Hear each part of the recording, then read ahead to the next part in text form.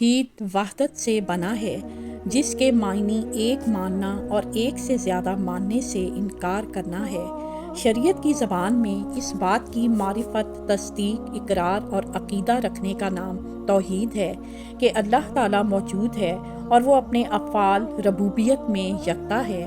وہ اپنے اسماء و صفات اور عبادت الوہیت میں اکیلا اور بے مثال ہے۔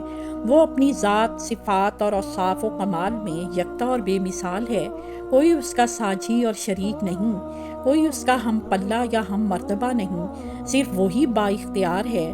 اس کے کاموں میں کوئی دخل نہیں دے سکتا، اسے کسی کی امداد کی ضرورت نہیں، نہ وہ کسی کی اولاد ہے نہ اس کی کوئی اولاد ہے۔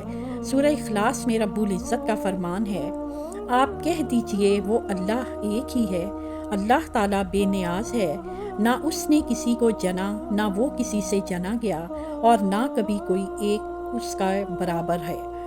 اسلام کی بنیاد عقیدہ توحید پر ہے، اسی لیے اس کو دین توحید کہا جاتا ہے۔ ہم آپ کے خیالات آج کے موضوع پر سننا چاہتے ہیں۔ آپ اس تعلیم کو اپنی زندگی میں کیسے شامل کرتے ہیں؟ اپنے خیالات نیچے دیے گئے کومنٹس میں شیئر کریں۔ اس ویڈیو کو لائک کرنا، ہمارے چینل کو سبسکرائب کرنا اور بیل آئیکن کو دبانا نہ بھولیں تاکہ آپ ہماری نئی آنے والی ویڈیوز سے باخبر رہ سکیں۔ آپ کی قیمتی رائے ہمارے لیے اہم ہے اور ہم ہر کومنٹ کو پڑھتے ہیں۔ اس ویڈیو کو دیکھنے کا شکریہ۔